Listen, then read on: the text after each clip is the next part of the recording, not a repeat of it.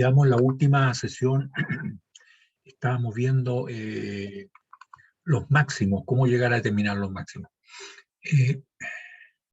Van a empezar a llegar tarde los jóvenes allí.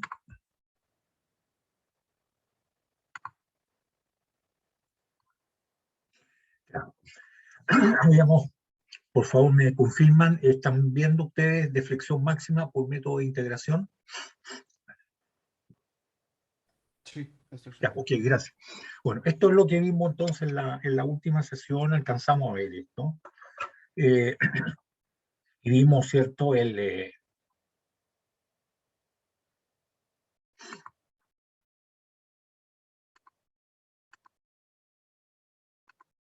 Vimos los dos métodos. Uno, el método de integración, que es más sencillo porque ustedes dominan bastante toda la técnica, ¿cierto?, de maximizar, encontrar dónde se producen los máximos para una función.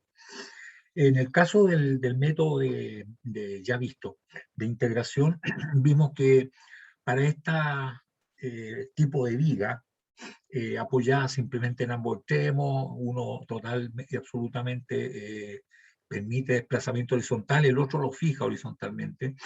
Esta es la forma de cómo se deflecta la viga.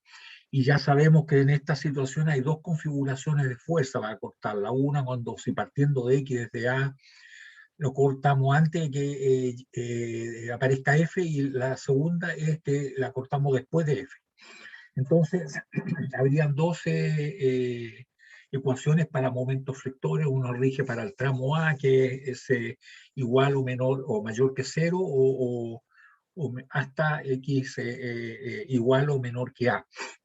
Y el otro es cortar desde A hasta acá, hasta la parte del tramo B, para decir que X va a ser igual o mayor que A, o igual o menor que L. Entonces, habrían dos tramos con dos configuraciones de fuerza, y eso significa que hay dos de 2 y en de X2, por lo tanto habrán dos de y en de X, ¿cierto? Y bueno, de aquí se puede sacar las ecuaciones integrando nuevamente con las constantes de integración correspondientes. Tenemos dos ecuaciones de la pendiente, de y en de X, una para el tramo A y la otra para el tramo B. Y hay que encontrar el punto donde la pendiente es 0, porque ahí significa que hay un máximo. Y bueno, uno de los dos nomás va a cumplir, ¿cierto? Porque en una de las dos va a haber una pendiente 0, en este no hay pendiente 0. Una vez que tengamos el valor de X, XM, le coloqué aquí, hay que reemplazar la ecuación, ¿cierto?, de la deflexión para encontrar el máximo. Eso lo saben ustedes porque han practicado mucho con eso en matemáticas. Más interesante, ¿cierto?, en la parte ingenieril, que es el método, ¿cierto?, que estamos viendo, el de áreas de momento. Este también lo vimos la sesión pasada, ¿cierto? Fue lo último que vimos. En este caso, tal como en todo lo que se aplica el método de área de momento, jóvenes, es imprescindible, esta cuestión es re importante, dibujar la línea elástica. Si uno no puede dibujar la línea elástica, es imposible hacer las ecuaciones geométricas que siempre van a estar incorporadas, ¿cierto?, en la resolución de problemas. ¿Ya? De manera que hay que imaginar cómo es la línea elástica para después poder trazar las tangentes. Entonces sabemos que ni en A ni en B la pendiente puede ser 0, en estos casos porque no están empotradas. Sabemos que la viga se deflecta, ¿cierto?, con concavidad hacia arriba. Y también, como la fuerza no está aplicada justo en el medio, si está aplicada justo en el medio, la deflexión máxima se va a dar en el medio por simetría. Pero si está con un vano más grande, A mayor que B, siempre la deflexión máxima, ¿cierto?, se va a producir en el vano más grande. Y en el otro no existe pendiente 0, igual que, como les dije, en el caso de la integración. De manera que creo que hay que encontrar la deflexión máxima, que es lo que está marcado acá, la flecha con rojo. Entonces nosotros trazamos las tangentes. Generalmente en los extremos siempre hay que trazar las tangentes, porque esa va a servir para cualquier cosa. Ahí están las tangentes trazadas en A, tangente trazada en B. Esta es la distancia verticalmente media en B, entre las tangentes trazadas en A y en B. Y la otra, que es interesante, la tangente que tiene pendiente 0, ¿cierto? Y cuyo valor de x desconocemos. O sea, lo primero que hay que determinar aquí es cuánto vale el x donde se produce el máximo. Y aquí, ¿cierto? El truco, podríamos decir, es que aquí hay dos triángulos que son semejantes, porque tenemos que este ángulo, que es el ángulo que forma la viga en el punto A, la línea elástica de la viga en el punto A, es igual que este ángulo que está acá, ¿cierto? Porque esta es una pendiente horizontal, igual que esta, y esta es la misma. Entonces, este ángulo es igual que ese. Entonces, podríamos decir que el ángulo que está acá, el phi sub AM, es igual que el phi sub A. Y nosotros sabemos que el phi sub A, este que está aquí, es igual al delta AB dividido, ¿cierto?, por L. Es la tangente, pero la tangente para ángulos chicos, ¿cierto?, es igual que el ángulo en radianes. Por lo tanto, efectivamente eso es así, phi sub A. Pero esto también es igual que el phi sub AM. Y el phi sub AM es igual al delta AB, la distancia verticalmente medida en B entre las tangentes trazadas en B, en A y en B, que no tiene nada que ver, bueno, algún parentesco tiene, pero no son iguales, con el delta BA, ¿cierto? No, no es igual. O sea, que es importantísimo, jóvenes, no equivocarse en el convenio de signo. Y uno toma el segundo su índice a dónde está viendo, hasta dónde está midiendo verticalmente. ¿Ya? Entonces nos damos cuenta, ¿cierto?, que si dividimos el delta B, lo vimos por L, vamos a tener también la tangente, ¿cierto?, del ángulo. ¿Ya? Y el otro es que el phi sub AM es la distancia verticalmente medida, no la distancia, el ángulo entre A y M corresponde al área, ¿cierto? Este corresponde al área que hay, a esta área que está aquí. Claro, uno dice, bueno, pero desconocemos el X, sí, desconocemos el X, está como incógnita. Pero acá no desconocemos el delta, ¿cierto? El delta B. Por lo tanto, podemos plantear cuánto vale el delta B, ¿cierto? Que es el momento que hace el área, de los momentos que hay dos áreas, entre A y B. Este es un momento positivo, vale A por L multiplicado por L dividido por 2, que es el área, y multiplicado por L tercio, que ahí está, L tercio. Menos, porque está para abajo, ¿cierto? No se olviden que hasta este punto, el área está, el área es F por B, por B, FB cuadrado dividido por 2, FB cuadrado dividido por 2, ¿cierto? Ahí está, FB cuadrado dividido por 2, y multiplicado por el brazo hasta el punto B, ¿cierto? Porque el delta B. Y eso es B tercio, ahí está B tercio. ¿Ya? De manera que después igualamos nosotros, ¿cierto? El otro es el área nomás, el área, y el área entre A y B, perdón, entre A y M es fácil, ahí aparece el XM. Es A por XM, y por XM, o sea, es A por XM al cuadrado medio, ese es el área. A por XM al cuadrado medio, que es correspondiente al área que hay entre A y el punto XM. Está. Entonces, teniendo, ¿cierto? Y lo partimos por la rigidez de I, tenemos el ángulo, se hace la igualdad entre estas dos cosas y se determina el XM, y una vez que se tiene el XM, se saca entonces, ya teniendo cuánto vale este valor, se saca entonces cuánto vale la flecha. ¿Y cuánto vale la flecha? La flecha podríamos decir que igual al delta B, ¿cierto? Dividido por L y multiplicado por XM, el teorema de Tales, ¿cierto? Entonces hemos determinado la distancia que es desde este punto hasta acá, menos este que está aquí, que es el delta AM, menos el delta, está como escrito acá. ¿Ya? Y así se resuelve entonces la deflexión máxima por el método de momento. ¿Ya? Consulta, jóvenes.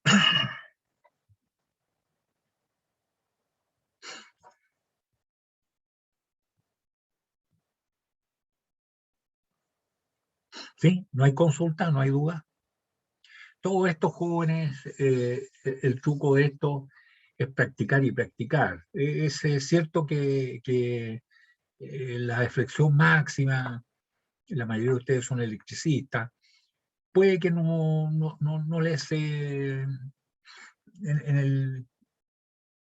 la vida laboral no les corresponda, quizás, pero no necesariamente, quizás en algún momento van a tener que hacerlo, estar calculando esto. ¿Ah? El método de área-momento es muy, como diría yo, es el método para seguir, a menos que no tengas qué es lo que hay que ir haciendo paso a paso, se pueden olvidar a la vuelta de la esquina. ¿Eh? Por eso que es importante entender eh, el principio que hay detrás de todo esto. ¿Eh? El principio, qué es lo que se está haciendo. Ustedes pueden comprobar, ¿cierto?, que la parte geométrica aquí es vital. Si uno no domina la parte geométrica, si no se puede imaginar de qué es lo que se está hablando, es muy difícil y tal vez aprueben la asignatura, pero al cabo de un poco tiempo, ¿cierto?, se les va a olvidar si no aprenden lo fundamental. ¿Ah? Lo fundamental. Los detalles pueden tener los apuntes, ¿ah? Recurrir a los apuntes, recurrir a un libro y entender de qué se trata, claro, lógicamente. ¿Ah? Pero lo fundamental es lo importante. ¿Ah? ¿Qué se está haciendo con esto? Consultas.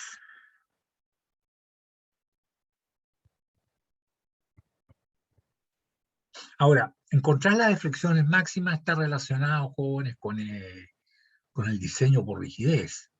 ¿Ah?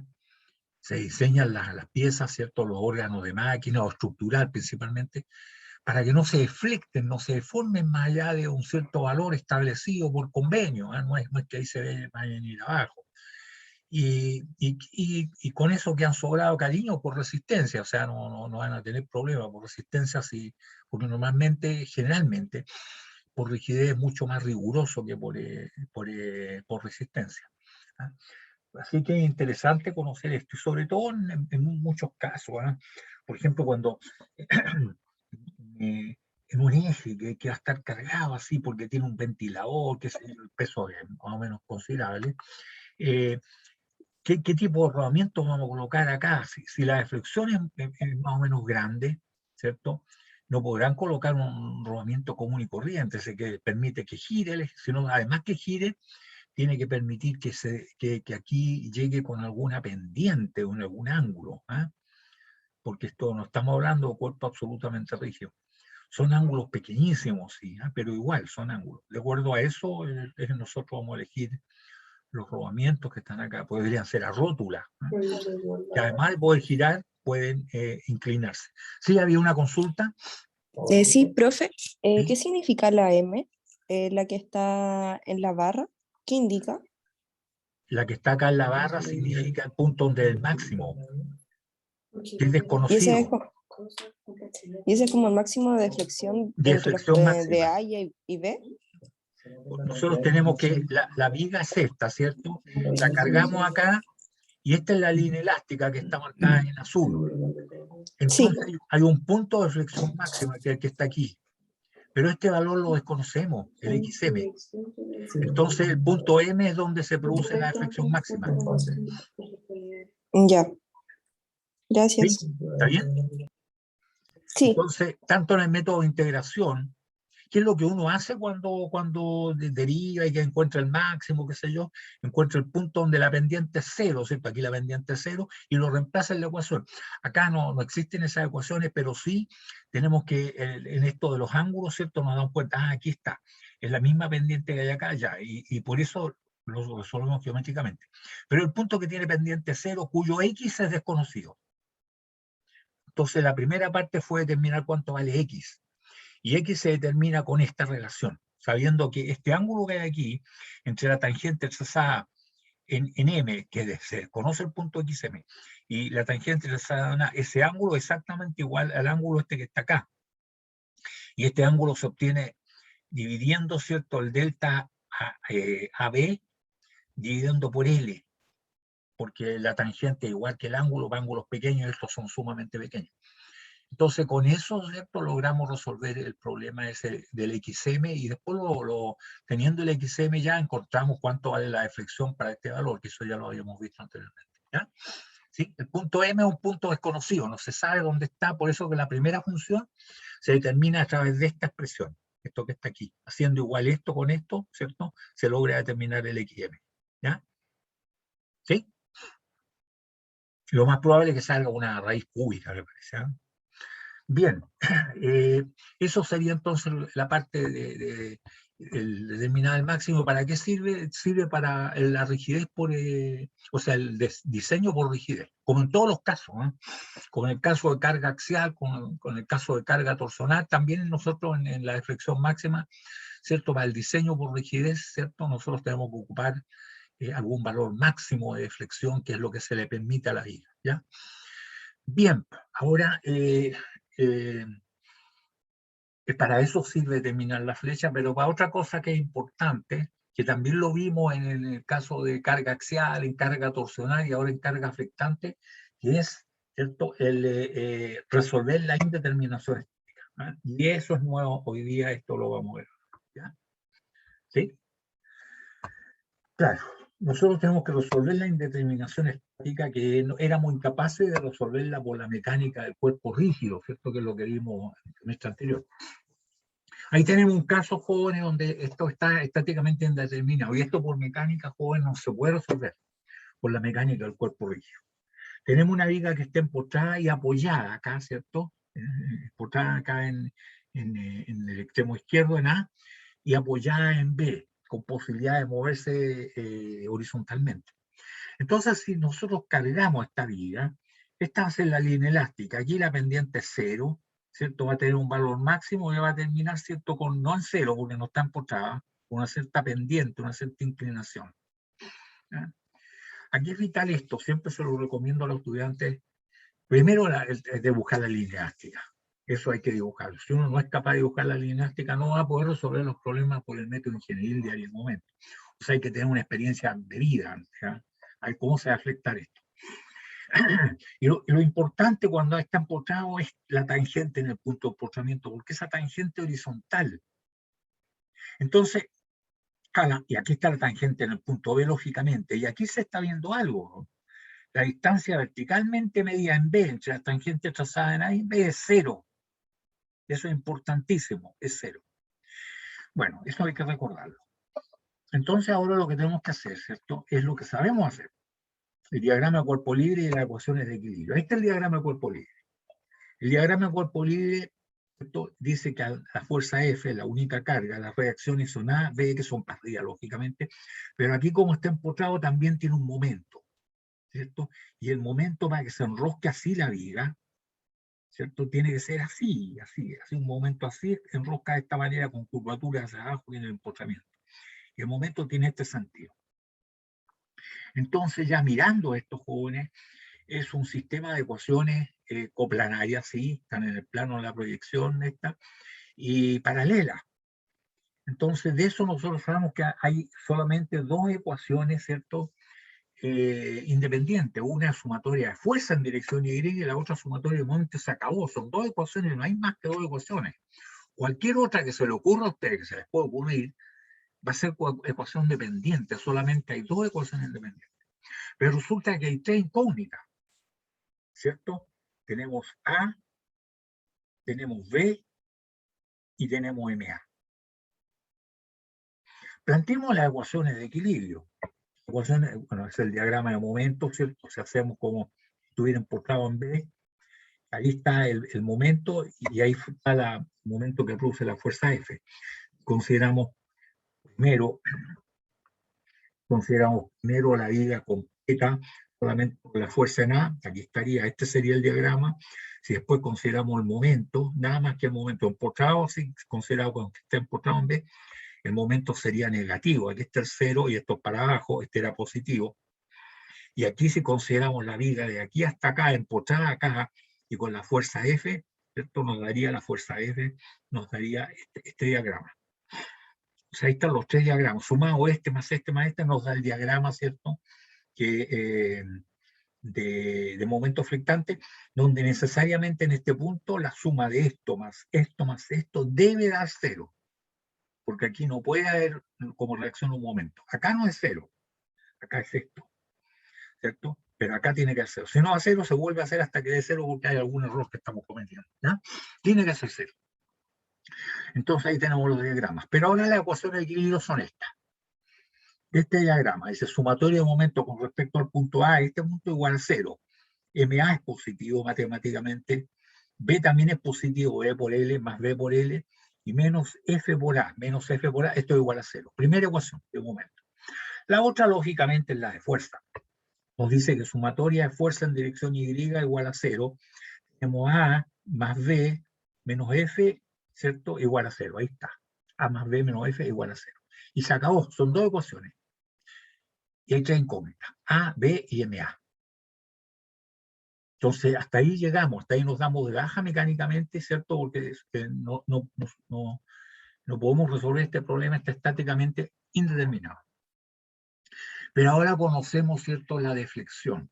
Y tal como les dije, la ecuación, la tercera ecuación que nos permitirá resolver el problema es que el delta AB, ¿qué significa eso? La distancia verticalmente medida en B entre las tangentes trazadas en A, importantísimo, ¿eh? Y B es igual a 0. O sea, los momentos de las áreas con respecto al punto B, la suma de los momentos, este es el triángulo multiplicado por el brazo, que es 1/3 del largo, este es un rectángulo que es negativo, ¿cierto? Porque esto es negativo, la curvatura es para abajo, la deflexión de la viga, sí, ¿cierto? Con este momento sería así para abajo, es negativo.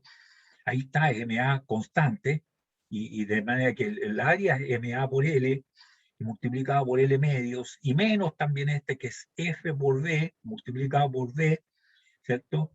F por B al cuadrado medio, porque el área es un triángulo multiplicado por B tercios, ¿cierto? La suma de todo esto debe ser igual a 0, que es lo que está escrito aquí. Donde el SAB son tres áreas y con 13 brazos distintos partidos por la raíz flectante. Y esto es igual a 0. Y eso nos permite encontrar la tercera ecuación joven y resolvemos la indeterminación estática. Como ejercicio, propongo que ustedes tomen los casos que aparecen en las tablas del syntax y que aparece la solución, ahí dice cuánto es el valor, y ustedes lo saquen por este método, aplicando el método de área de momento. Entonces van a plantear las ecuaciones de equilibrio mecánico y van a tener que plantear la ecuación geométrica como la que está acá. Aquí, claro, el delta es igual a 0. El delta B que está escrito, ¿cierto? Del delta B son los momentos que hacen las áreas de los momentos con respecto al punto B, el delta B, partido por la rigidez I. Y el momento, este es positivo, ¿cierto? Dice que es A por L, no sabemos cuánto vale, multiplicado por L, o sea, L cuadrado medio, el área, A por L al cuadrado medio, multiplicado por L tercio, positivo, ahí está. A L cuadrado medio multiplicado por L tercio. Menos MA por L multiplicado por L medio, o sea, es MA por L al cuadrado medio, ahí está, MA por L al cuadrado medio. Y el último también es negativo, ¿cierto? ¿Cuánto vale? FB por B medios, FB al cuadrado medio multiplicado por B tercio, o sea, es F por B al cubo sexto, esto que ahí está, F por B al cubo sexto. Y todo esto partido por la rigidez flectante, y todo esto es igual a 0. Entonces tenemos las tres ecuaciones, joven, y tenemos tres incógnitas, cuáles son A, B y MA, y se determina, y se resuelve la indeterminación estática. ¿Ya? Es interesante esto, porque si ustedes se fijan, algunas cosas que son vitales, ser capaz de buscar la línea elástica, y después trazar las tangentes. Por favor, esto trazar las tangentes es vital. Muchas veces los jóvenes me empiezan a plantear ecuaciones sin hacer esto. Hay que mostrar las tangentes para saber que realmente el delta AB, ¿cierto? En el punto B, aquí es igual a 0. La distancia verticalmente medida en B entre las tangentes trazadas en A y B es igual a 0. No así el BA, porque si este es el B y este es el A, esta es la distancia de aquí hasta por acá, el BA. Ese no es 0, lógicamente no es 0. Pero el AB es 0, ¿cierto? El medio en B. Entonces eso es importantísimo, jóvenes. Pueden hacer lo mismo ustedes si están postrados acá y estén postrados acá, con una carga aquí en posición intermedia. Y ese es interesante, fíjense que está bastante bueno como ejercicio, porque ahí van a ver 4 incógnitas. Si está empotrada en ambas paredes, vamos a tener incógnita A, incógnita B, incógnita MA y incógnita MB, porque ambas paredes son capaces de hacer momento. O sea que son 4 incógnitas y somos capaces de plantear solamente 2 ecuaciones independientes, vale decir, es interesante que hay 2 cosas que deberíamos saber. Una, que el delta B es igual a 0, o el delta BA es igual a 0 en ese caso. Y la otra es el ángulo, que el ángulo que forman las 2 tangentes, en ese caso, cuando estén postrados en ambos extremos, es igual a 0. O sea, estaríamos ocupando, jóvenes, los 2 teoremas de áreas de momento. ¿Ah? Interesante ese caso y aparecen las tablas Syntax. ¿Ah?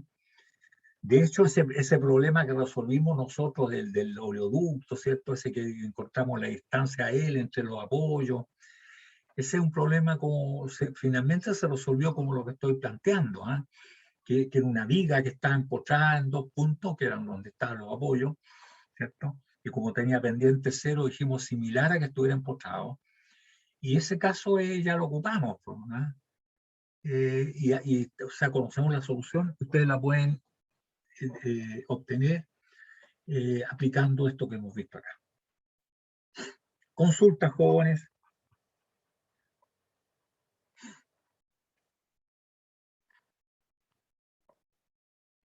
O sea, aquí se resuelve primero la indeterminación estática y ya después que se ha resuelto la indeterminación estática, conocemos A, B y MA, nosotros podemos determinar el máximo. Eso no, que no lo coloque aquí, ¿cierto? Para no honrar más. Pero podríamos determinar el máximo. Ya tenemos todas las herramientas.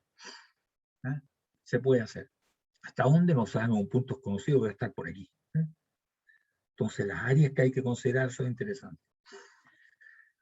Consultas. Al menos yo no. Ya, ok. Como todo lo que le Al menos digo, yo tampoco, profe. como todas las cosas que le he dicho, joven, todo esto es posible que no, se lo entendí perfectamente, pero son cosas nuevas que se pueden olvidar rápidamente, por lo tanto hay que practicar, ¿eh? Aquí, jóvenes, debe ser un 10% de inspiración y un 90% de transpiración, como lo es toda la ingeniería, ¿eh? Son pocos los superdotados que transpiran menos y se inspiran más. Pero el resto de los mortales tenemos que transpirar más, trabajar alto. ¿Ah? Entonces, inspiración 10% y 90% de transpiración. Es como es prácticamente todo el estudio de ingeniería. Bueno, el otro caso, jóvenes, es que de repente uno puede resolver casos que son estáticamente indeterminados, pero se pueden resolver como superposición de casos simples. Y ese es el caso siguiente que vamos a ver. ¿Eh? Este caso se trata de superposición de casos simples. Este que está acá. El caso que está acá es distinto al caso del oleoducto, que era infinito para allá, entonces aquí cada vez la pendiente era 0. No, aquí ahora no es 0 aquí ni acá. Lo que sí hay simetría. Imagínense que ustedes tienen un cuerpo, una viga rígida, supongamos. Bueno, no rígida, sea perfecta. Pero aquí está apoyado en 2 puntos, no hay problema. Si se está apoyado en A y en B, la respuesta, ¿cierto?, va a ser que A es igual a B, hay simetría, ¿cierto? Es igual a Q por L dividido por 2, mitad a cada lado. Pero si colocamos otro apoyo, ¿cierto?, en el centro, justo en el centro, por solamente sentimiento animal, jóvenes nomás, ustedes, bueno, aquí pueden decir A va a ser igual que B, ¿cierto? Sí, eso más o menos todos pueden pensar, A igual a. Ahora, la pregunta, A y B, o mejor dicho, C, es mayor que A más B medio,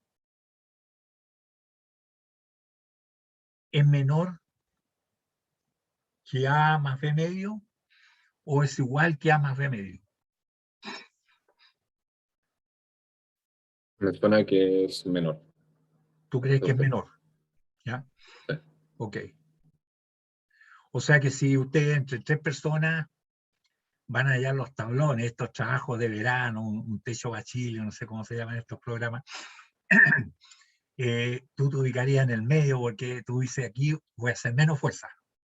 Esa sería la idea. ¿Okay?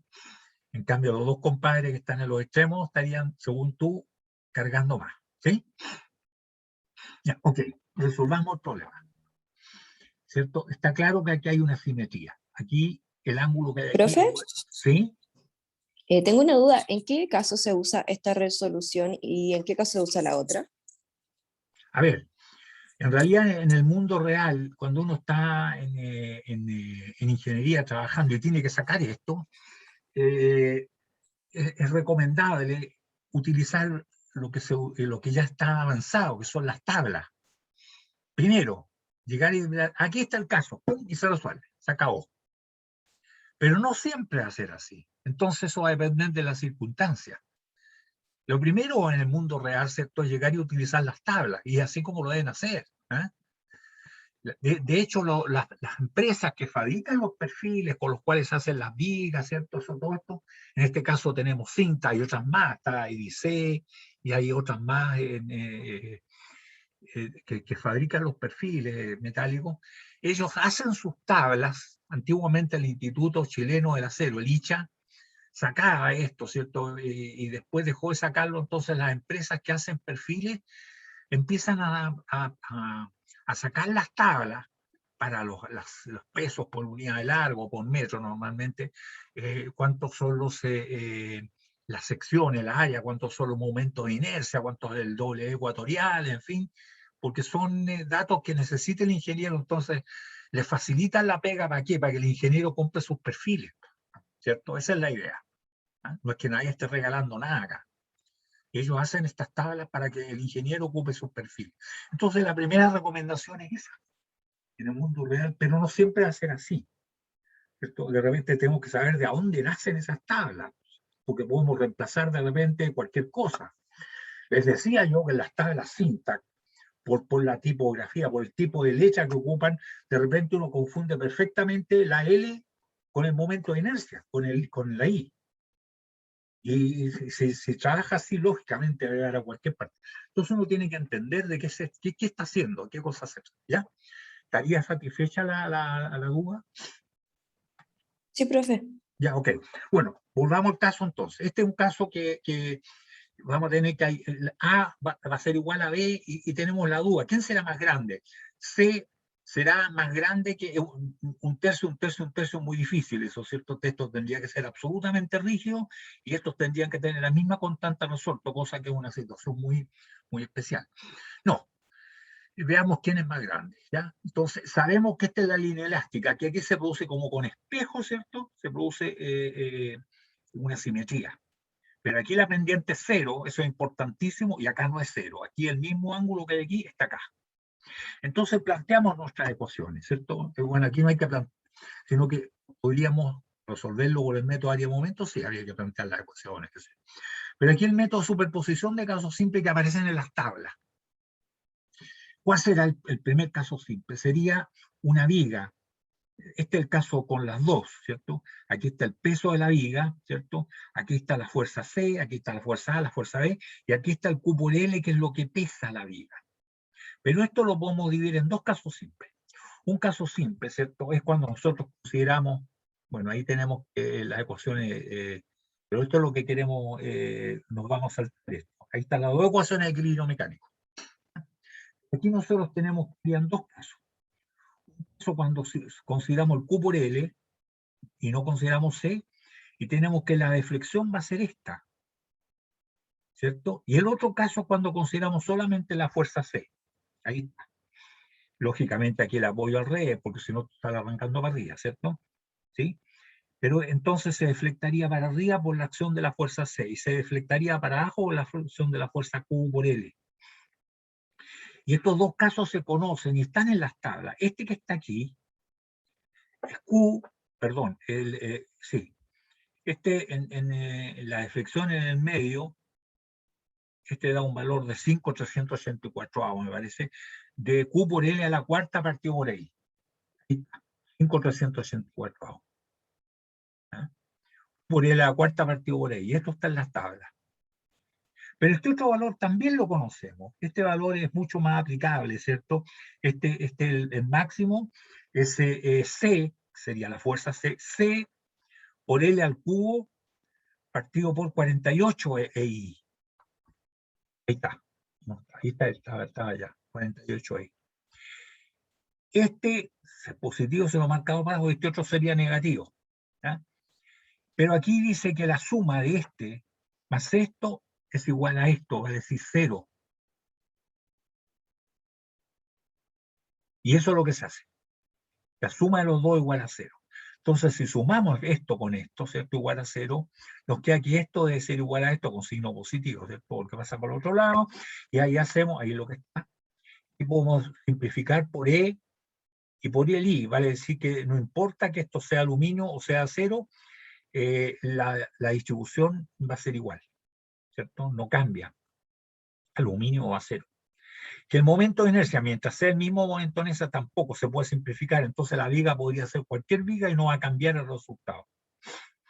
Y aquí nos queda entonces 48, creo que cae 8S en 384, ahora entonces nos queda que C va a ser igual a 5 octavos de Q por L. O sea que la persona que iría en el medio llevando esos tablones, ¿cierto?, de un techo para Chile, estaría tomando 5 octavos del peso total. Y 5 octavos es un octavo más que un medio. O sea que esta persona, ¿cierto?, toma un octavo más de la mitad de la carga. ¿Ah? 5 octavos, o sea, más de la mitad. ¿Ah? Un octavo más de toda la carga, de la mitad de la carga. ¿Ah? Eso significa que los otros toman la mitad de lo que queda, de los 3 octavos, vale decir, nos quedarían 3/16 del total. O sea, que si van a cargar un tablón, jóvenes, ¿cierto? Y ustedes se colocan al medio, van a tener 5 octavos de Q por L, más que la mitad, y este se vería 3/16 y este otro 3/16. Entonces, la percepción animal que tenía uno de ustedes de que el medio era menor, no, era al revés, es mayor. Ahora, esto parece chiste, pero por favor, podría, perdón, es algo real, podría el que va en el medio colocar la cara de sufrimiento y no hacer casi nada de fuerza. Y este se podría llevar casi Q por L medio, este otro Q por L medio, este casi nada. Pero coloca una cara de sufrimiento. Entonces, en el mundo real significa que la constante resorte que tiene este y este es grande y este sería casi nada. Entonces, lo que hemos resuelto acá, jóvenes, es cuando si los tres ponen el mismo empeño, la misma constante resorte. En el mundo real podría aquí haber roca, acá podría haber roca y acá podría haber un suelo, ¿cierto?, más o menos blando. Entonces ya no es la misma consistencia y esto no valdría, ¿cierto? ¿Sí? Sería como el caso que le digo yo, que la persona que en el medio coloca la cara de sufrimiento nomás, pero no está haciendo nada de fuerza. ¿Ya? Entonces eso es válido si en los tres casos, los tres apoyos son de la misma consistencia. ¿Se entiende la idea? Pero, profe, ¿Sí? sí, profe, pero todos estos casos están representados en las tablas. Onda, por ejemplo, no sé, por un caso distinto de distinta distribución de pesos. No, me parece que este no está en la tabla, este que acabo de mostrar. Pero una combinación, el que está, este sí que está.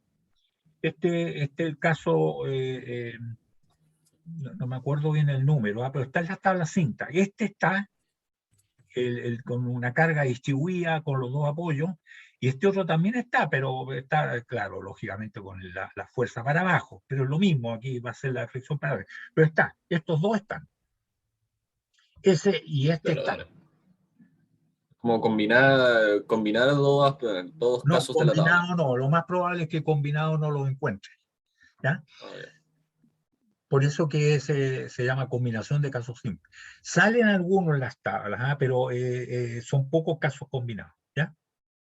Entonces ahí es donde nosotros tenemos, bueno, ingenierilmente es lo que más se utiliza, uno llega y toma esos casos. Ahora, pero uno tiene, como ingeniero, tiene la herramienta, ¿por cierto? Tiene la herramienta, no, no aparece en ninguna tabla, pero yo lo puedo resolver. ¿Ya? Lógicamente aplicando, si ustedes se fijan, sabiendo cómo es la línea elástica, y vital, vital, vital. Por lo tanto, siempre hay que dibujar la línea elástica y trazar las tangentes. ¿Ah? En este caso no la he trazado porque aplicamos un método de superposición de casos simples, pero en este otro caso que está acá, ¿cierto? El que resolvimos anteriormente, sí, fue vital. Este caso aparece en las tablas, está aquí mostrado, ¿ya? Por eso les digo que ustedes pueden tomar los casos que están en las tablas como para practicar. Este caso está, el empotrado en ambos extremos con carga justo en el medio está, el empotrado en ambos extremos con una carga como esta, que no está en el medio, también está. ¿Ah? Por ejemplo, no hay caso donde esté empotrado en ambos extremos con dos cargas y en forma simétrica. Pero ustedes pueden hacer superposición de casos simples, pueden considerar empotrado en ambos extremos con esta carga más empotrado en ambos extremos con la carga acá. Y la suma de las dos cosas es lo que está ocurriendo en el mundo real. Y eso sí se hace. ¿Ya? Entonces hay una serie, es importantísimo porque ingenierilmente es fácil, la superposición de casos simples. ¿Ya? Es muy importante esto que acabamos de ver, ¿cierto? Y es el caso de cuando se colocan tres personas y llevar una carga. ¿Ah? ¿Cierto? Si todos los tres hacen el mismo empeño, aquí el que está en medio sería 5/8 de toda la carga. Bien, pues jóvenes. ¿Otra consulta? Bien, dejamos esto, ya se terminó el capítulo este, pero ahora tenemos qué ocurrirá, ¿cierto? En el caso de, hemos visto incluso para integración, ¿cierto? Donde la rigidez flectante, vale decir, el modo elasticidad y el momento de inercia son constantes. Eso no hay problema, lo sacamos para afuera del integral, ¿cierto? Como lo hemos hecho, no lo podemos sacar tranquilamente. Pero ¿qué ocurrirá si varía? No digo que varíe el modo de elasticidad, ¿cierto? Porque eso significaría que hasta aquí llega un material y hay parte del otro, es más o menos complicado. Pero que varía el momento de inercia. Entonces vamos a ver, ¿cierto? Ahora, ¿qué es lo que ocurrirá con las vigas de sección variable? Por favor, me dicen si están viendo lo que yo pretendo mostrar. Vigas de sección variable. Se ve, profe. Se ve, ya, ok. Bien, eso es lo que vamos a ver ahora.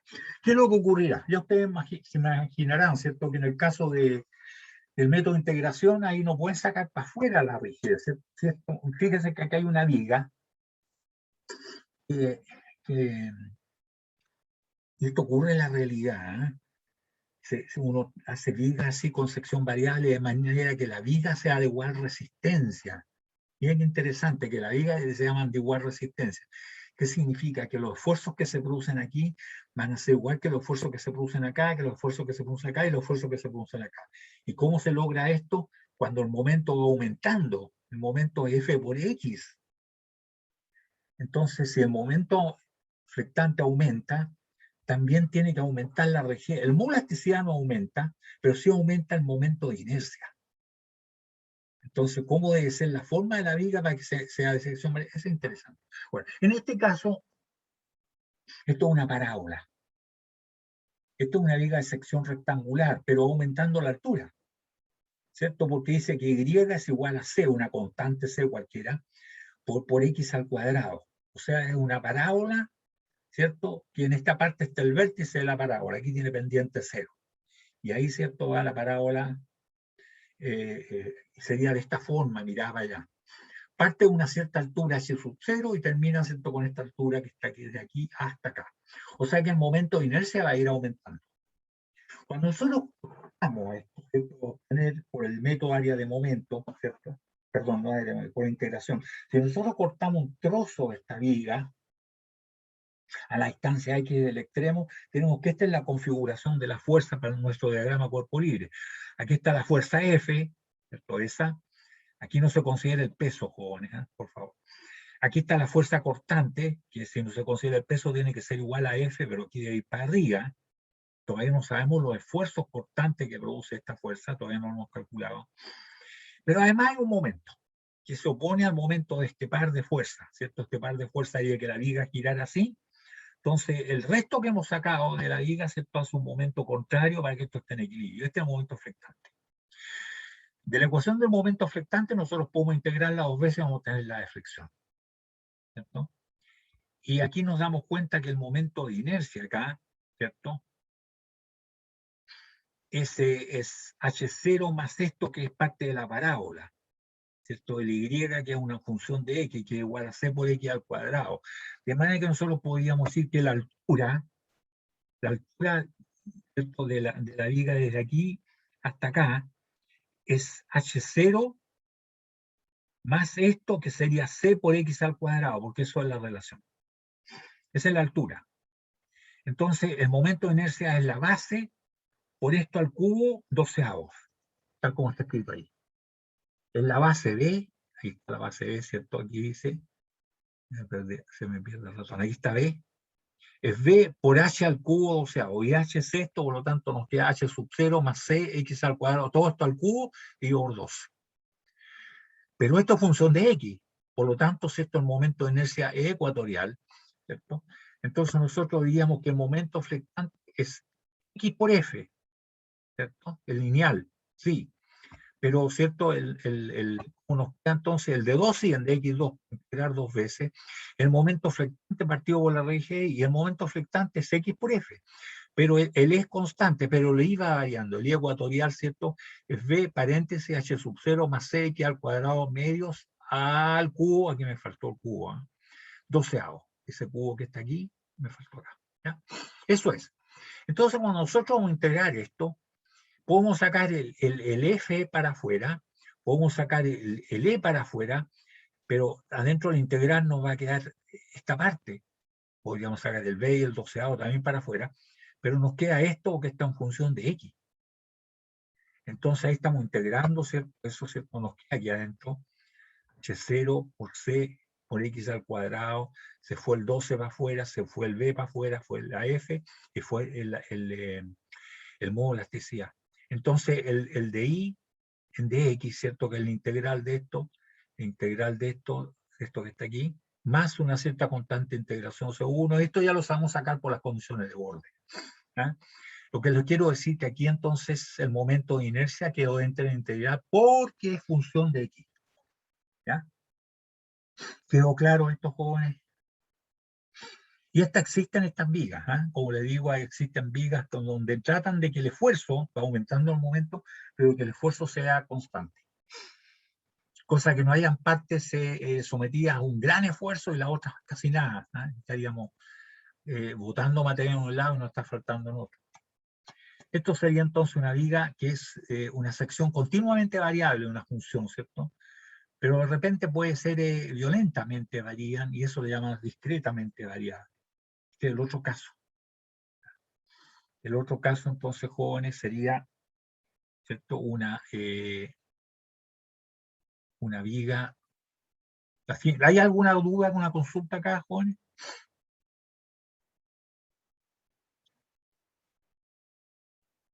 Parece que no. Bien, veamos entonces qué pasa cuando hay, claro, es la integral de integral y aparece otra segunda constante de integración y esta C1X, en fin. ¿Eh? Bien, y eso, el único misterio o la novedad es que el momento de inercia queda metido adentro, ¿cierto? O la parte que depende de X tiene que quedar dentro de la integral. ¿Eh? Bien, pues ahora, ¿qué pasa cuando de repente cambia? Y esto es interesante porque fíjese que los ejes son así. Los ejes tienen un cierto diámetro y tienen un diámetro más chico en la punta, porque aquí tiene que calzar el rodamiento. Y para que el rodamiento no se mueva axialmente, ¿cierto? Tiene este hombro acá, ¿cierto? Que aquí hay un rodamiento eventualmente, en el otro lado también. Entonces ya el eje es algo así, es una viga de esta forma. Porque el eje no solamente transmite potencia rotacional de torsión, sino que también está sometido a la flexión por el peso propio, por ejemplo, un ventilador, en fin, ¿eh? O una conexión por correa y poleas, o una transmisión por engranaje, siempre va a tener cargas que son perpendiculares al eje. Y es lo que ocurre acá, ¿cierto? Entonces, para este caso, estamos tomando en ambos casos, tanto en la liga de sección ¿cómo se llama? Continuamente variable o discretamente variable, lo hemos empotrado y emboladizo, que es la forma más simple. En este caso, ¿qué pasa? En este caso, jóvenes, ¿cierto? Tenemos que hay una carga aquí en el extremo, y esta es la línea elástica, la que está señalada con rojo exageradamente, desde luego, ¿cierto? Por motivos didácticos. Entonces nosotros tenemos acá que esta es la tangente en A, que es importantísimo que está empotrado, porque esta no nos permite determinar la deflexión. Y aquí está la tangente en B, y nos damos cuenta que el delta AB es la flecha. Y este lo queremos calcular. Entonces, para ello, nosotros lo que conocemos, hay que hacer el diagrama de momento. Si hacemos el diagrama de momento, puede ser para acá o puede ser para el otro lado. Si es para el otro lado, nos aparece una fuerza, pero también un momento. Entonces es más complicado, lo hicimos así, ¿cierto? Porque aquí hay una sola sección. ¿Y cuánto? Este es el diagrama de momento de esto. Y aquí vale F por L. Entonces, cuando nosotros decimos que el delta B es igual al momento de esta área de momento con respecto al punto B, y esta área de momento, el momento va a valer F por L multiplicado por L dividido por 2, FL cuadrado medio, el área multiplicado por el brazo desde aquí hasta el delta B, hasta el punto B. Es 2/3 multiplicado por 2/3 de L. O sea, 2FL al cubo partido por 6EI. Resulta que LI, ¿cierto? ¿De qué LI nos hablan? Porque si bien es cierto, el E es el mismo, el I no es el mismo aquí que acá. El I ecuatorial, esta sí es una sección circular, tiene un diámetro más grande que este. Por lo tanto, ¿cierto? ¿Cómo resolver la rigidez flectante? No sabemos entonces. Como hay dos tramos con diferentes secciones y diferentes momentos de inercia, no se puede operar con el diagrama de momentos flectores, que es este diagrama que está aquí. ¿Ah? Se debe trabajar con las áreas de los momentos flectores divididas por la respectiva rigidez flectora. ¿Cómo eso? No trabajamos con el momento flectante, sino que el momento flectante dividido por el I, y nos da este diagrama. En el primer tramo, el momento flectante va a ser igual, ¿cierto? Porque el momento flectante aquí es F por D, correcto. Pero mientras estamos en este tramo, es F por D, B dividido por el E y por el I sub B, podríamos decir. Ahí está. Esto que está aquí, ¿cierto? Es dividido por el E I sub B, es esto que está aquí. De aquí hasta acá. Pero fíjense que, y a través de todo el tramo, por eso que es una línea recta aquí. Pero ahí inmediatamente, fíjense, nos pasamos de aquí a acá y nos encontramos inmediatamente con el mismo momento flector, F por B, el momento flector es el mismo. El E es el mismo, pero el I es distinto. El I de este es más grande, ¿cierto? Entonces, si seguimos por algo más grande, se achica y parte de aquí hasta acá. ¿Ah? De manera que esto, ¿cierto? Es F por B, el mismo momento partido por E y por el I sub A. Como el I sub A es más grande, se achica esto. Y ahí sigue siendo línea recta para acá, porque estamos dividiendo siempre por el I sub A, hasta que llegar acá. Y aquí es F por L partido por el E I sub A. Vean que tendríamos, jóvenes, dos triángulos, que yo prefiero hacerlo así. La mayoría de los textos llega y corta acá en un triángulo, así, y acá corta con un rectángulo y un triángulo. Yo prefiero hacerlo así porque nosotros conocemos la distancia al centro de los triángulos, desde el centroide de los triángulos, se los conocemos. Este triángulo que está en amarillo, se lo dibujamos así, el centroide está en 1/3 de L, así que si lo vamos a medir hasta el punto B, va a ser esta la distancia, y este triángulo blanco, independiente de las inclinaciones que tiene, esta es su altura, por lo tanto estos son 2/3 de su altura, que es B. Y la base de este es la diferencia, ¿cierto?, de esto, ¿cierto?, de esto menos esto. O sea, es F por B partido por L I sub B menos F por B partido por L I sub A. Podríamos sacar factor común, ¿cierto? ¿Y cómo nos queda?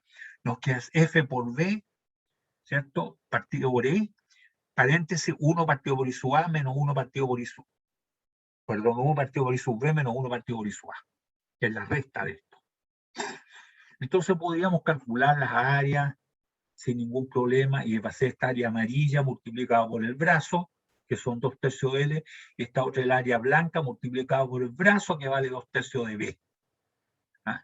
Y así entonces nosotros podríamos decir que el delta B es igual a S sub A multiplicado por el radio, AB multiplicado por el radio. Pero esto se divide ya trabajando, ¿cierto? Aquí es prima, por eso que nos aparece, ¿cierto? Cuando tiene prima significa que es este que está acá, el momento flectante partido por el E sub A, es por el EI ecuatorial. Este es sub A B1, este que está aquí, partido multiplicado por el radio del área 1, ¿cierto? Este es el área 1, la que está en amarillo, y este es el SAB2, que es el blanco, multiplicado por el radio, ¿cierto? Que es el que está aquí señalado. Así de simple, jóvenes, y así podemos resolver entonces, encontrar la deflexión de una viga de sección discretamente variable, ¿ya? Bueno, ahí ya sería trabajar nomás con los números, ¿cierto? La primera, ¿cierto? Que es el área de amarilla, que es la que está aquí, es F de cuadrado partido por 12 I sub A, que es el área amarilla, multiplicado por 2/3 de L, ¿cierto? El momento que hace esta área amarilla con respecto a este punto, y la otra es la base por la altura, dividido por 2 y multiplicado por el brazo, y la base es esta, que es F por D partido por E, F por B partido por E, multiplicado por 1 partido por el I ecuatorial sub B, menos 1 partido por el I ecuatorial sub A, que está ahí, y eso multiplicado, ¿cierto?, por la altura, que es B, y dividido por 2, ahí está, por B y dividido por 2, y esto multiplicado por el brazo, que son 2/3 de B, ahí está 2/3 de B. ¿Se fijan? El E es el mismo, pero los I son distintos. Se puede abrir esto y se pueden sumar, en fin, pero lo importante es esa parte, ¿ya? ¿Sí? Entonces sabemos ahora trabajar, ¿cierto?, con una viga de sección variable y también que es continuamente variable, o que es discretamente, llega un punto y se salta inmediatamente, como son muchos casos de esto. Este tiene muchas aplicaciones. Incluso tiene aplicaciones en esos paquetes de resorte. Esto es bien interesante. Consultas.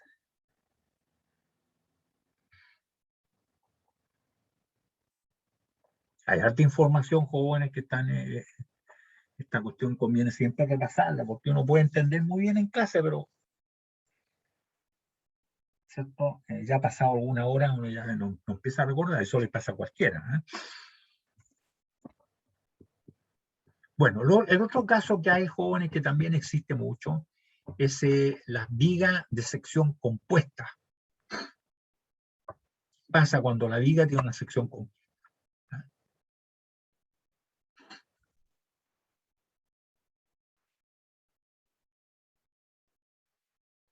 Ahí está, sección compuesta.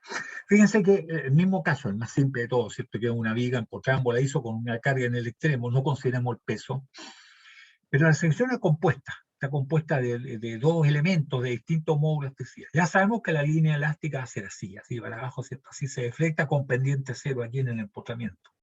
Y nos interesa calcular el delta AB. ¿Y cuál es la sección compuesta?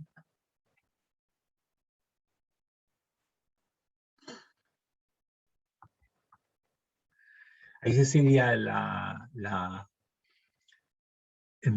diagrama de momento flector, ¿cierto? Si no se considera el peso, solamente la fuerza F, y esto un triangulito abajo donde F por L, de manera que este sería el diagrama de momento flector. Y la viga sería esto. Hay dos materiales. Fíjense que hay como, imagínense esto como que fuese jóvenes, un tubo de estos que se ve, que venden, rectangular, tubo rectangular, que es está marcado con celeste, y que adentro está relleno con otro material.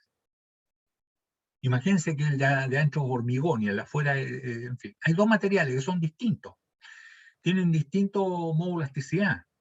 Entonces aquí tenemos dos secciones que están simultáneamente trabajando, ¿cierto? Hay dos momentos de inercia y hay dos módulos de elasticidad. Entonces tendríamos que calcular, ¿cierto?, el momento de inercia de la parte azul o celeste y su módulo de elasticidad, y tenemos que calcular el momento de inercia de esto, que es más fácil que un rectángulo que está dentro, con su módulo de elasticidad. Entonces, ¿qué diríamos? Diríamos que en este caso la sección transversal, ¿cierto?, es S1 más S2. S1 sería el de afuera y S2 el de adentro. Y el de afuera, si ustedes se fijan, es B por H grande, de un rectángulo grande, menos rectángulo chico, menos BH minúscula. En cambio, el otro es una sección y la otra sería solamente BH minúscula, la de adentro. Y sería la sección. Lo interesante es ahora el módulo de elasticidad y el momento de inercia. Porque la sección 1 sería la celeste, tiene su momento de inercia, y la sección 2 también tiene su módulo de elasticidad, y la sección 2 también tiene su módulo de elasticidad y su momento de inercia, ¿cierto? Entonces sabemos que el delta B, que es la flecha, va a ser igual al área del momento multiplicado por el brazo. Está muy bien, el área está multiplicada por el brazo hasta el punto B, pero partido por la raíz de I, y ahí tenemos problemas de cuál E sabemos que son distintos y el I también. Entonces, ¿cuál EI es el que se mete acá? Entonces, estos jóvenes, ¿cierto? Se puede decir que el EI de esta sección, que es la que tiene, es igual a la suma del EI 1, que sería el de afuera, o sea, del momento de inercia, el de afuera, multiplicado por su módulo de elasticidad, más el EI2, que es el módulo de elasticidad del de adentro, multiplicado por el momento inercial de adentro. Eso sería. Y eso se puede comprobar fácilmente, porque diríamos, jóvenes, que si E1 es igual que 2, o sea, el módulo de elasticidad del que está dentro, igual que el de afuera, entonces sería todo celeste. Y el momento de inercia es el momento de inercia del rectángulo grande nomás, ¿cierto? Porque está todo el mismo. E1 sería igual que 2, me faltó aquí, ¿eh? Entonces 1 es igual que 2, es igual a E nomás, nos queda el factor común de I1 más I2, y el I1 más I2 es el momento de inercia de un rectángulo grande, ¿cierto? Porque estamos sumando el rectángulo chico más el tubo grande, ¿cierto? Nos queda el momento de inercia del rectángulo grande. ¿Y por qué se pueden sumar? Porque tienen el mismo eje. Efectivamente, entonces de esa forma nos podemos dar cuenta que viene esa relación. Y esto ocurre, ¿eh? Por ejemplo, en una viga, que las cadenas que le llaman en las construcciones, en los civiles, ¿cierto? Tenemos que, uno tiene el enfierrado, aquí está un fierro, otro fierro, ¿cierto? Que son con resalte los fierros para agarrarse bien, anclarse en el hormigón, y uno en el encofrado, ¿cierto? Tiene el moldaje donde le echa el concreto, ¿cierto? Que es cemento, arena, huevillo y agua, ¿ya? Entonces eso fragua y queda agarrado todo, esa es la cadena, pero son de dos materiales. Ese sería el caso de esto que estamos viendo aquí, ¿eh? Pero esto es extensible, ¿cierto?, para cualquier situación donde aparezcan dos materiales involucrados. Hay materiales con distintas formas, ¿cierto? En el caso de los fierros y los no, indudablemente son distintas formas, y son distintos módulos de electricidad, ¿ya? Entonces sería un caso típico, no el único, pero un caso típico, ¿ya? Entonces, sabemos resolver cuando hay vigas de sección variable, ¿cierto? Ya sea discretamente variable, ya sea gradualmente, ¿cierto? Y también sabemos cuando hay una viga compuesta, ¿no? De varios materiales, pueden ser varios materiales. Entonces, ¿cómo calculamos el momento de inercia? o mejor dicho, la rigidez flectante, que sería el momento de inercia multiplicado por el módulo. Consulta, jóvenes.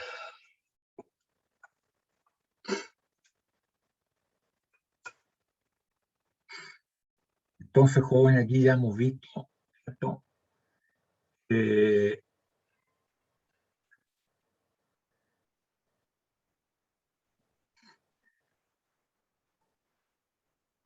Claro, viga de sección compuesta. Hay algo aquí interesante, jóvenes, cuando las vigas, en este caso que estamos viendo acá, fíjense que hay la misma cantidad de material. Y imagínense que aquí hay una viga compuesta por tablas que están pegadas entre sí, están todas encoladas, ¿no? Están pegadas. En cambio, las tablas están sin encolar, no hay pegamento entre medio. Si ustedes cargan esta con una cierta fuerza F y la cargan con la misma fuerza F esta otra, si ustedes se fijan, la cantidad de material es el mismo, el largo es el mismo, la fuerza es la misma, pero esta se deflecta más que esta otra. ¿Sí? ¿Cierto? Se deflecta más. ¿Y por qué se deflecta más? Eso es interesante. Porque esto da origen, jóvenes, a los resortes de ballesta, que ustedes lo han visto en alguna parte. ¿Dónde lo han visto los resortes de ballesta? Fuera de las ballestas, ¿cierto? O sea, que usaban en los tipos de, qué sé yo, de Guillermo Tell, no sé, ¿eh? Las ballestas para tirar flechas. Bueno, ¿dónde han visto ustedes los resortes de ballesta, jóvenes?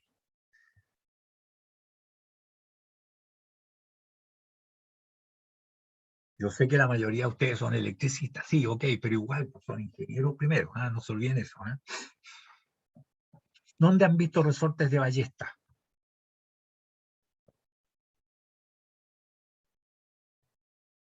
No me diga que en las películas donde tiran la flecha, no, eso no. ¿Dónde han visto resortes de ballesta?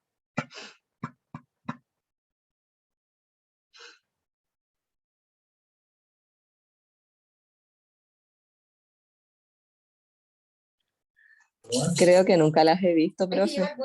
Ok, tú no las has visto nunca. Quizás las has visto y no te has dado cuenta. No, creo que no. Ya, a ver, otra persona.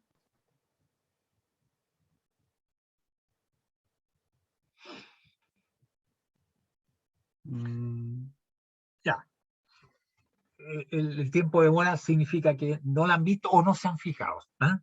Hay muchas cosas que quizás han visto jóvenes y no se han dado cuenta nomás. Ahora quizás ¿sí? Los amortiguadores, tal vez del... Exactamente, los amortiguadores traseros de las camionetas y de los camiones. Efectivamente. Ahí están los resortes de ballesta. ¿Cierto? Ahora uno dirá, bueno, ¿y para qué se le colocan la minita? ¿Por qué no le ponen un solo fierro grande nomás? ¿Por qué? Porque aquí hay un cambio. ¿Ah? Efectivamente, en la amortiguación, en la amortiguación delantera normalmente tiene lo que le llaman la amortiguación McPherson, que es un resorte helicoidal, no espiral, le llaman espiral, pero un helicoidal, y además tiene ¿cómo se llama? Un amortiguador hidráulico, ¿cierto? Con aceite. Las dos cosas combinadas, el McPherson. Eso es la parte delantera. Y en la trasera tiene lo que tú dices, ¿cierto? Unos resortes que son de ballesta. Incluso uno le llaman la hoja madre, que es la que tiene la curvatura para agarrarse, ¿cierto? Y después vienen las otras que son un poquitito más chicas, cada vez más chicas. Eso es un resorte de ballesta, efectivamente, ¿ya? Ahora en todos los camiones se van a ver ese suerte de resortes, ¿eh? Se van a ver, la parte trasera. Bien, ¿cuál es la diferencia? Porque si ustedes se fijan, la cantidad de material es la misma. La cantidad de material es la misma. Pero el momento de inercia de esto, ¿cierto? Es V por N veces H, si están todas las tablas encoladas, están pegadas. ¿Ah? H0 es lo que uno, ya. En cambio, en este otro caso, ¿cierto? Es esto. Y la cantidad de material va a ser la misma, la base es la misma, ¿cierto? Y la altura va a ser N veces H0, porque hay 1, 2, 3, 4 hojas, 4 tablas. En este caso están encoladas y en este otro caso están libres. Como están libres, ¿cierto? Ustedes, la diferencia que hay, cuando uno deflecta a estos jóvenes, mide la parte inferior ¿cierto? Y se alargó. Miren la parte superior, se achicó. Miren la parte del centro y quedó igual, el mismo largo, que fue lo que ocurrió los señores Euler, Coulomb y Nougy, y con eso logramos sacar los esfuerzos. Porque los planos seguían siendo planos. Entonces sabemos, ¿cierto?, que en la parte de abajo se estiran y en la parte de arriba se achicaron. En cambio, estos jóvenes, si ustedes tienen las láminas, ¿cierto?, las dos igual, miren la última que está abajo y miren la primera que está arriba y tienen el mismo largo. Porque aquí se produce deslizamiento entre las tablas, y acá como no se puede producir deslizamiento porque están encoladas, se achica la de arriba, se comprimen aquí arriba, ¿cierto? Y se agranda la de abajo, se tracciona la de abajo, la parte de abajo.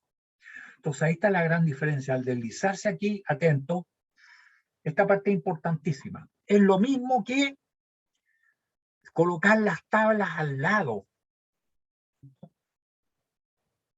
de esta forma.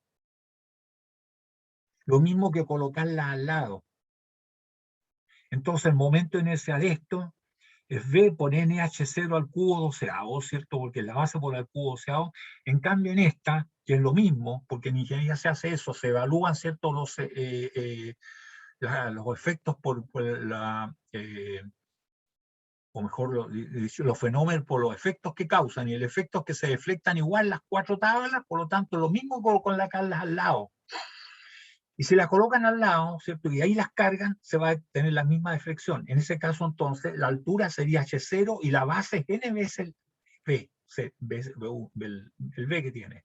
Entonces, el momento de inercia este es distinto. Va a ser cierto que el I2 es igual a NSV, la base por H0 al cubo, este está al cubo doceavo, y este está todo al cubo, el N también al cubo.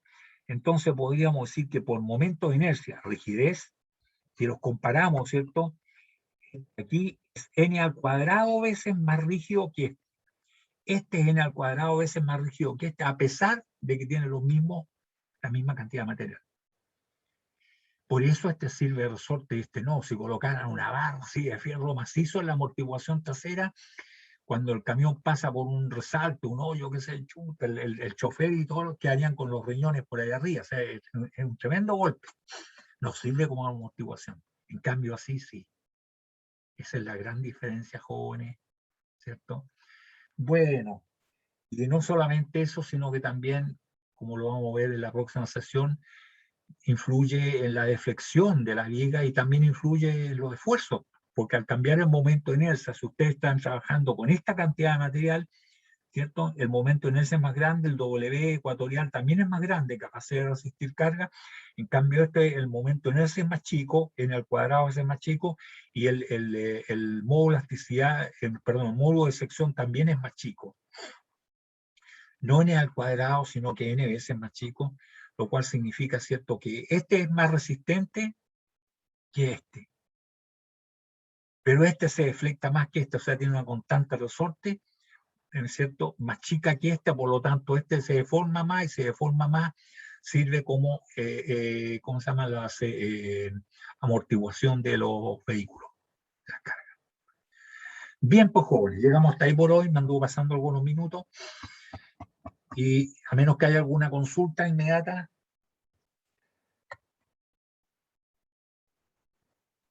Interesante el tema de las varias vigas. Yo siempre veía los amortiguadores de los autos y era como, ¿por qué? ¿Por qué varias vigas? Exacto, son varias vigas, pero evaluando por el efecto que causan, cómo se deflectan, es lo mismo que colocarlas una al lado de la otra. ¿Ah? Y así trabaja entonces el paquete de resorte. Y hacen como una especie de triángulo. ¿Ah? Finalmente es como una especie de triángulo el que se forma. Como un triángulo que está empotrado en voladizo. Entonces, y así se calcula, como un triángulo. ¿Ah? Ok, pues jóvenes. ¿Alguna otra consulta? Parece que no. Bien, llegamos hasta ahí por hoy. Chao, profe. Ya, chao. Nos vemos Chao, entonces profe, cuídese. el próximo martes. Chao, profe. Igualmente ustedes, muchachos, a cuidarse. Chao, Mire que profe, cuídese. ya Profe, igualmente cuídese. a cuidarse porque los resultados no están siendo muy favorables de la pandemia nuevamente. ¿Eh? Así que a cuidarse, muchachos. ¿Ya? Hasta luego.